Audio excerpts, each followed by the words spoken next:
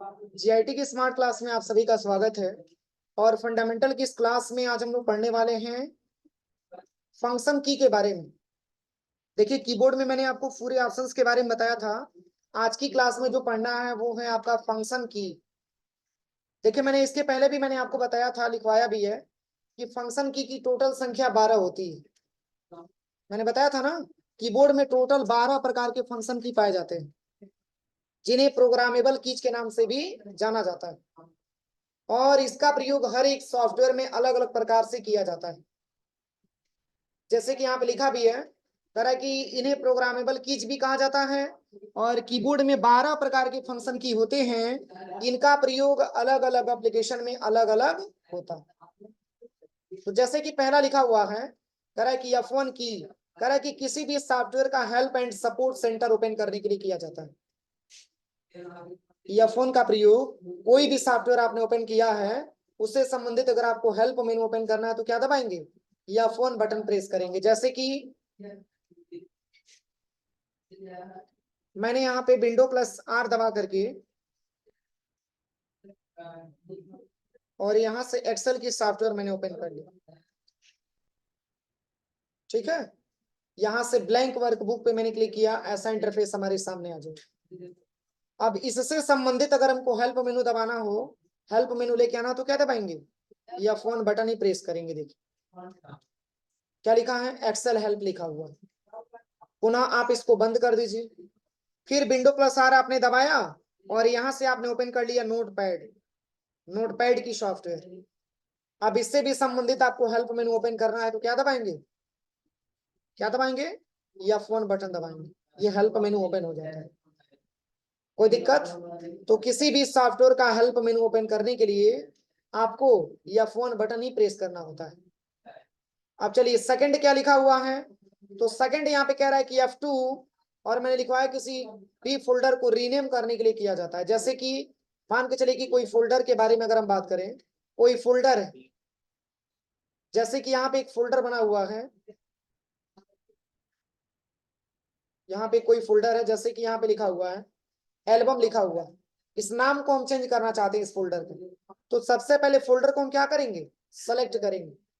Select करने के बाद यहीं पे F2 बटन हम प्रेस करेंगे तो इस फोटो मतलब यहाँ पे जो फोल्डर बना हुआ है, यहाँ पे एल्बम के नाम से, यहाँ पे सबसे पहले हम क्लिक करेंगे और F2 बटन जैसे ही प्रेस करेंगे तो यहाँ पे जो नाम लिखा होगा हाईलाइट हो जाएगा। अब यहाँ से हटा करके इसका नाम हम यहाँ पे चेंज कर सकते हैं। समझ में आ रहा है?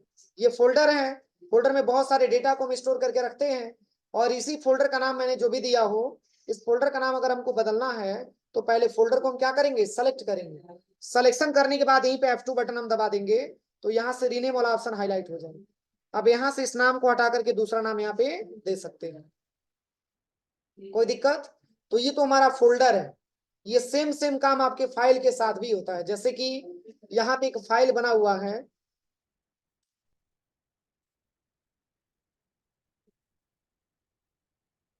देखिए यहाँ पे एक फाइल बना हुआ है बुक 1 के नाम से, एक प्रकार की एक्सेल की फाइल है और इस नाम को भी हम बदलना चाहते हैं तो क्या दबाएंगे? बस F2 बटन प्रेस करेंगे, रीनेम वाला ऑप्शन हाईलाइट हो जाएगा। इसमें हम लिख सकते हैं एक्सेल डेटा, बस यहाँ पे साइड में कहीं क्लिक। ठीक है, किसी भी फाइल या किसी भी फोल्डर को अगर हमको रीनेम करना हो तो उस फाइल या फोल्डर को हम सिलेक्शन करेंगे और F2 बटन दबाएंगे तो हम उसको रीनेम कर सकते हैं। ऐसे ही कि मान के चलिए कि आपने एक फोल्डर ओपन कर लिया, अब इसमें बहुत सारा इमेज है और इस इमेज का नाम आप चेंज करना चाहते हैं तो इमेज को सिलेक्शन करिए और क्या दबाना है? F2 बटन दबाना है। आप यहाँ से दूसरा नाम यहाँ पे दे सकते हैं। अब यहाँ पे साइड में कहीं क्लिक कर दीजिए, हो जाएगा। तो F2 का मेन प्रयोग यही है, किसी भी फाइल या किसी भी फोल्डर को रीनेम करने के लिए किया जाता है। क्या करने के लिए? रीनेम करने के लिए किया जाता है। रीनेम का मतलब ये होता है कि जो पहले से नाम जो दिया गया उस नाम को हम हटा करके दूसरा नाम देना चाहते हैं। अब चलिए, इसके बाद से क्या लिखवाया मैंने? इसके पहले F3, F3 का प्रयोग हम लोग कहाँ करते हैं?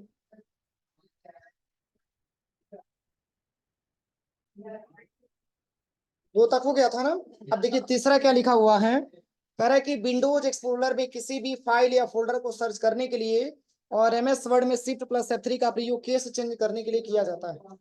तो जैसे कि इसका प्रयोग हम कहाँ करेंगे, तो जैसे कि मान के चलिए कि हम यहाँ पे गूगल क्रोम पे हम चले आए, ठीक है, और यहाँ पे सबसे पहले किसी डेटा को आपको सर्च करना है। तो जैसे कि आपने यहाँ पे टाइप कर दिया sarkariresult.com, यहाँ से आपने इस वेबसाइट पे आ गया।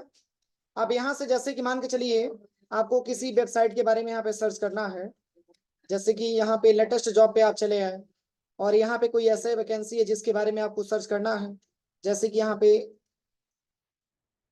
लिखा हुआ है, जैसे आपका बिहार सचिवालय लिखा हुआ है ना, यही हमको सर्च करना है।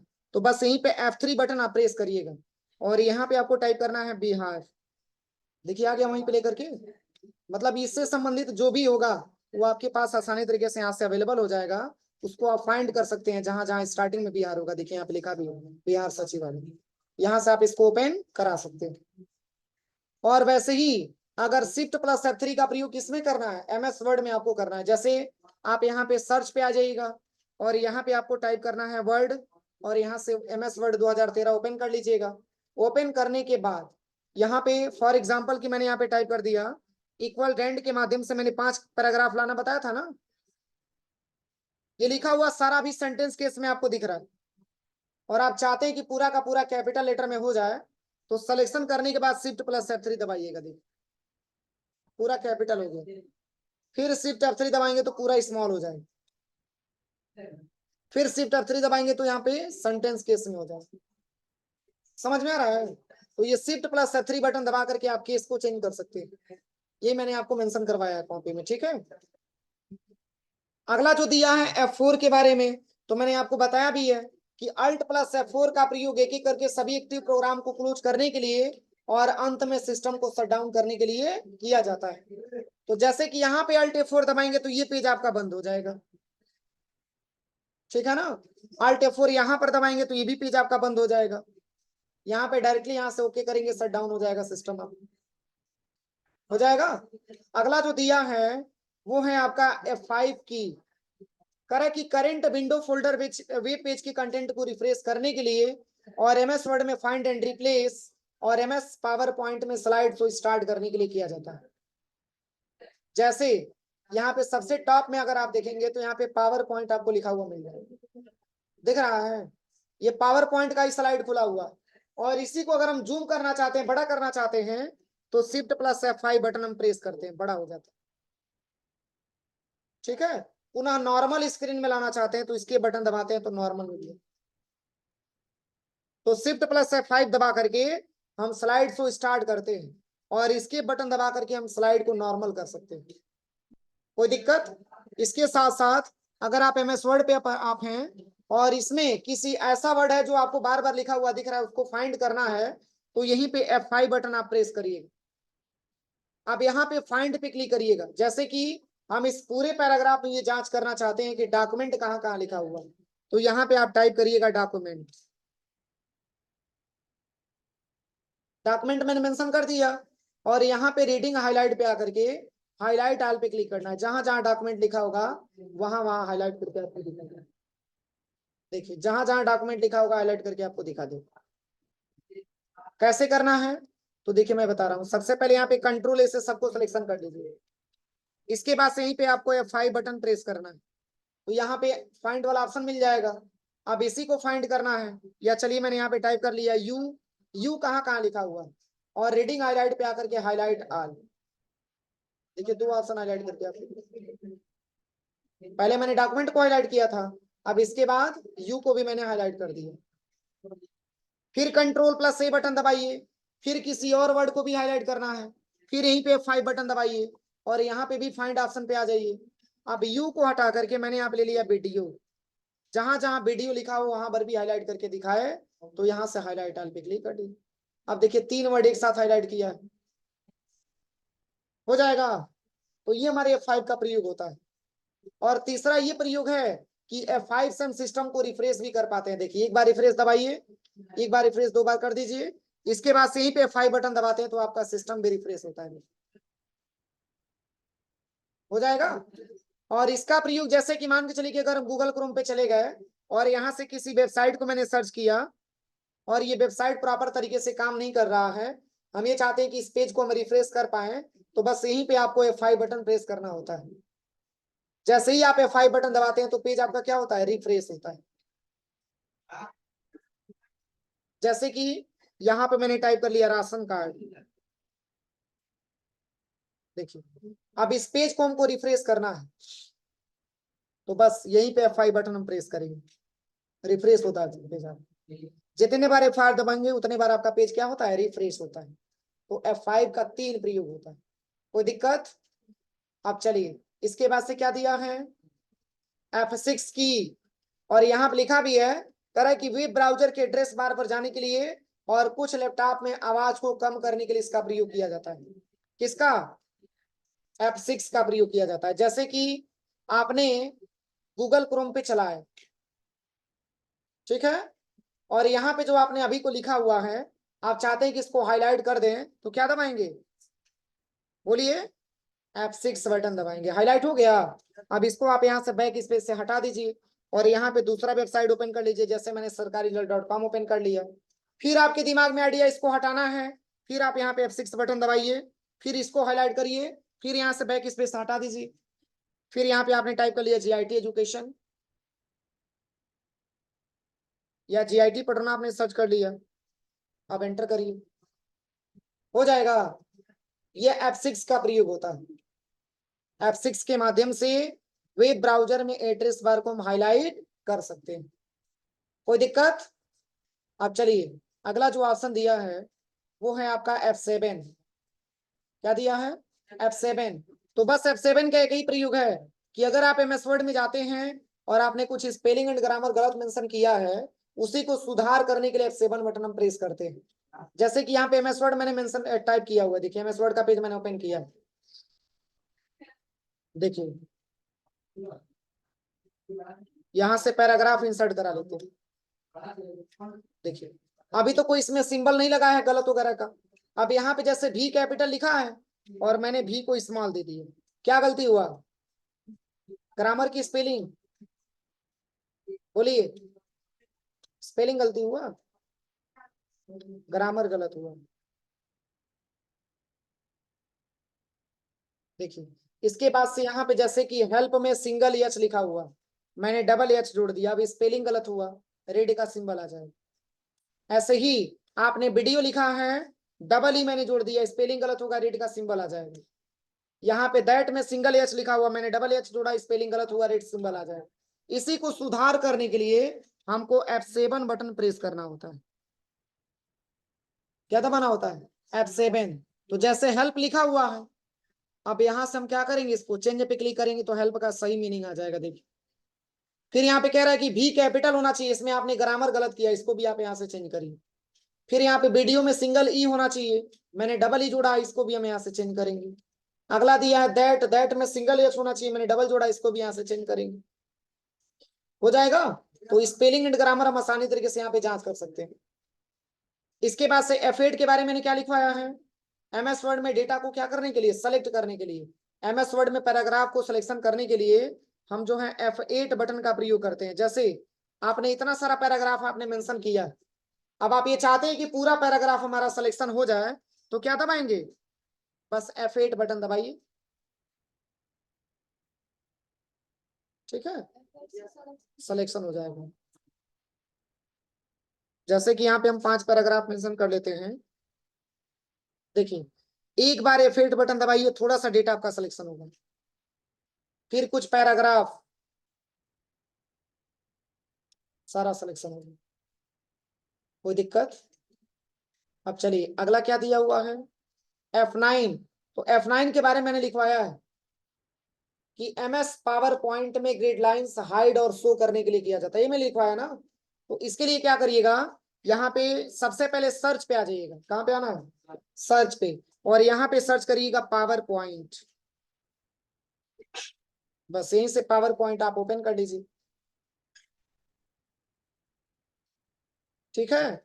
और यहाँ से आपको ब्लैंक प्रेजेंटेशन ले लेना, ब्लैंक प्रेजेंटेशन, ठीक है, ऐसा कलर आपको मिलेगा। तो यहाँ से क्या करिएगा, लेआउट पे आकर के और यहाँ से ले लीजिएगा ब्लैंक, और इसकी कलर डिजाइन टाइप से आकर के इसको आप यहाँ से चेंज कर लीजिए, अप्लाई टू सिलेक्टेड स्लाइड। पूरा ब्लैंक हो गया ना। अब इस पे हम चाहते हैं ग्रिड लाइंस लगाना, तो बस यहीं पे शिफ्ट के साथ F9 बटन आप प्रेस करिए। कुछ इंप्रूवमेंट दिख रहा है? बस यहां से हटाना हो तो पुनः शिफ्ट प्लस F9 दबाएंगे तो ये हट भी जाएगा। हेलो, हाँ हाँ ठीक है। तो शिफ्ट प्लस F9 बटन दबा करके हम ग्रिड लाइंस को हाइड और शो करा सकते हैं। देखिए शिफ्ट प्लस F9 दबाने से ओपन हो गया लाइनिंग टाइप का। फिर इसको शिफ्ट प्लस F9 दबाएंगे तो ये हट भी जाएगा। देखिए इसको ग्रिड लाइंस बोला जाता है, लेकिन इसका यूज क्या है अभी आपको नहीं समझ में आएगा। जब इस सॉफ्टवेयर आपको पढ़ाए जाएंगे तब आपको समझ में आएगा। हो जाएगा। अब चलिए इसके बाद से F10 के बारे में मैंने क्या बताया है, F10 में मैंने लिखवाया है, कह रहा है कि MS ऑफिस में मेनू बार एक्टिवेट करने के लिए किया जाता है। जैसे MS ऑफिस का पैकेज ये भी है, और यहाँ पे मेनू बार को आपको हाईलाइट करके देखना है, तो क्या दबाएंगे, क्या दबाना है, F10। बस यहीं पे F10 बटन आप प्रेस करिए, हाईलाइट हो गया। अब यहाँ पे हमको पेज की कलर करना है, तो डिजाइन टैब में मिलेगा जिसकी शॉर्टकट की क्या लिखा हुआ है, जी लिखा हुआ है। तो यहाँ पे आप जी बटन दबा दीजिए। आप यहाँ पे पेज की कलर को करना है तो PC लिखा हुआ है, यहीं पे PC बटन प्रेस करिएगा, और यहाँ से आप कोई सा भी कलर यहाँ से ले सकते हैं। नहीं समझ में आया? देखिए सबसे पहले F10 बटन दबाइएगा। F10 बटन दबाने के बाद आपको डिजाइन टैब पे आना है जिसकी शॉर्टकट की क्या लिखा है, जी लिखा हुआ। बस यहाँ पे जी बटन दबा दीजिए। अब आपको पेज की कलर करना है, तो देखिए राइट हैंड साइड में PC लिखा होगा। पी का मतलब पी का मतलब पेज, और सी का मतलब कलर। यहाँ से पेज कलर के लिए PC आप बटन प्रेस करिएगा, और कोई सा भी यहाँ पे कलर आप ले सकते हैं। देखिए बहुत सारा कलर यहाँ पे दिया हुआ, बस सेंटर बटन प्रेस कर दीजिए, हो जाएगा। इसके बाद से आपका आता है F11 की। अब F11 का क्या प्रयोग है, तो मैंने लिखवाया है F11। देखिए F11 का लिखा हुआ है, ब्राउजर या अन्य विंडो को फुल स्क्रीन में लाने के लिए एवं पुनः नॉर्मल स्क्रीन में लाने के लिए किया जाता है। जैसे जैसे मैंने यहाँ पे GIT पढ़ना ओपन कर दिया, ठीक है। अब इसी को जूम करना चाहते हैं तो क्या दबाएंगे, F11 दबाएंगे। देखिए पूरा जूम हो जाएगा। पुनः नॉर्मल में लेके आना चाहते हैं तो F11 दबाएंगे तो नॉर्मल में भी आ जाएगा। F11 दबा के बड़ा भी कर सकते हैं, और F11 से नॉर्मल भी कर सकते हैं। समझ में आया कि नहीं आया, कोई दिक्कत है यहाँ तक? अब चलिए लास्ट आपका बचा हुआ है F12। तो F12 का प्रैक्टिकल मैंने लिखवाया है कि MS ऑफिस में सेव एज के लिए किया जाता है, ये मैंने लिखवाया ना। तो जैसे कि मान के चलिए आपने यहाँ पे इस डेटा को आपने टाइप पहले से किया ही है, और फाइल पे जाइए और इस डेटा को आप सेव कर लीजिए। किस नाम से, तो यहाँ पे हम जाकर के सेव कर देते हैं डेस्कटॉप पे, और यहाँ पे हम कुछ नाम दे देते हैं। मैंने सेव कर दिया। देखिए सेव करने के बाद पुनः आपने क्या किया कि आपने उस डेटा को पुनः ओपन किया, ठीक है। और ओपन करने के बाद अब इसके बाद से आपने इस डेटा को सिलेक्शन किया, और इतना ही डेटा में Ctrl+U बटन दबा करके आपने अंडरलाइन कर दिया, इसको आपने बोल्ड भी कर दिया, प्लस इसको आपने कलर भी कर दिया। उससे डिफरेंट है ना। अब देखिए जब दोबारा इतना सारा चेंजिंग आपने किया है तो दोबारा आपको सेव करने की रिक्वायरमेंट आती है ना, तो बस यहीं पे आपको F12 बटन दबाना है। क्या दबाना है, F12। तो पहले बता रहे किस नाम से आपने सेव किया था, और दोबारा किस नाम से सेव करना चाहते हैं। तो मैंने यहाँ पे जो है कुछ नंबर भी इसमें मैंने प्रोवाइड कर दिया। देखिए मैंने सेव कर दिया। अब 2 पेज आपको मिलेगा। देखिए आप पहले वाले पेज को ओपन करेंगे तो इसमें आपको चेंजिंग कुछ देखने को नहीं मिलेगा, और वही जब सेकंड वाला पेज ओपन करेंगे तो इसमें आपको चेंजिंग देखने को मिलेगा। हो जाएगा। तो यही आपका फंक्शन की होता है। पूरा प्रैक्टिकल करके अच्छे से आप देखिए, ठीक है। प्रैक्टिकल करके देखिएगा, कुछ नहीं आएगा तो पूछ लीजिएगा, मैं पूरा बता दूंगा, ठीक है। पहले खुद से ट्राई करिए आप लोग।